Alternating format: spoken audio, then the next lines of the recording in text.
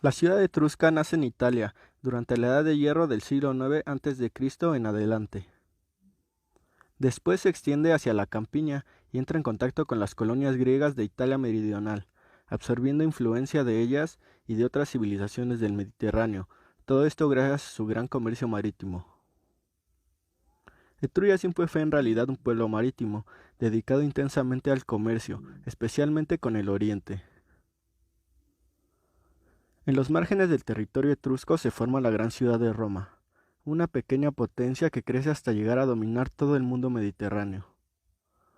Roma no es en realidad una capital elegida, sino una capital obligada, ya que el imperio nace por una ampliación de la ciudad-estado, y el enorme engrandecimiento del territorio hace crecer a la ciudad, pero no le priva de sus caracteres originarios. Etruria, cuando Roma comienza a desarrollarse, había sido ya helenizada en un alto grado. Los etruscos fueron los primeros que se aprovecharon de las técnicas de la planimetría topográfica, que caracterizó el sofisticado urbanismo de grandes ciudades como la romana. Para introducirnos en el estudio de la ciudad romana, no hay mejor ejemplo que la ciudad de Pompeya. Esta nos proporciona un conocimiento básico de las primeras fases del urbanismo.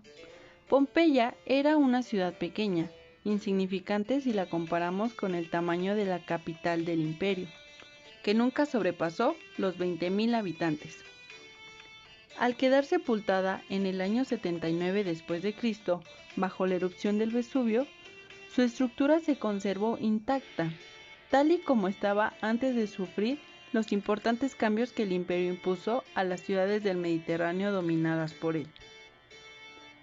Pompeya está situada en una meseta volcánica aislada, a poca distancia de Nápoles. Tanto los griegos como los etruscos la utilizaron como centro de su transporte marítimo.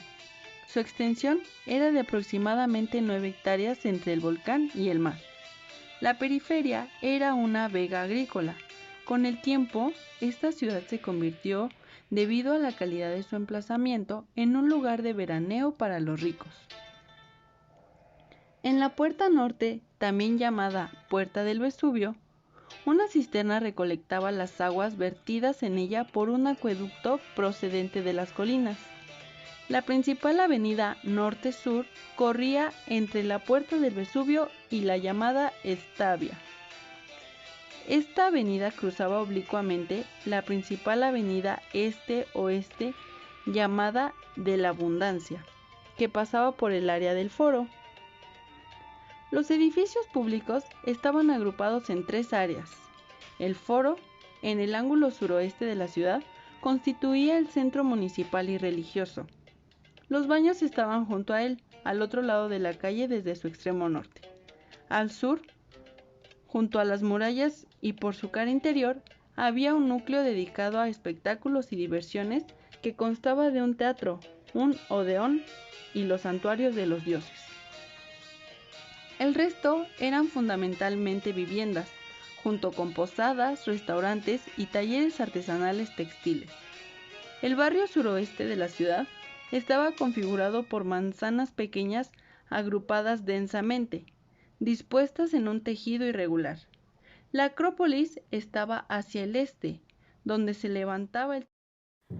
Las casas responden al esquema itálico, el de la domes familiar de una sola planta, una casa volcada hacia el interior, organizada alrededor de un espacio central llamado atrium, descubierto por regla general, con su estanque central más profundo que el nivel del pavimento y conectado a una cisterna situada debajo de él. El vestíbulo de entrada, el atrium y la habitación llamada atabrinum, que estaban abiertas a un jardín posterior, se disponían en línea recta. Este eje de luces y sombras estaba flanqueado por habitaciones dispuestas simétricamente. A los lados en las carreteras se alineaban lujosas villas y bellos monumentos funerarios. La tierra mostraba las huellas del progreso.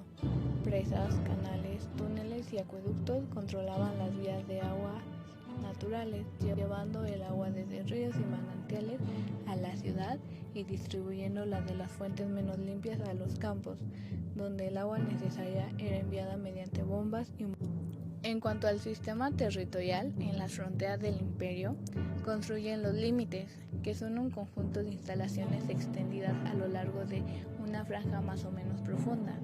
El elemento esencial del limes es una vía en zona de bosque para permitir el paso de los ejércitos. La frontera está reforzada por un fossatum, trinchera artificial cuando existe la frontera natural de un río, y un valum, muro continuo de madera, tierra y piedra. A lo largo de su recorrido se encuentran los asentamientos militares, campamentos, castra, fortificaciones pequeñas, castellana, plazas fortificadas, burgi y turres.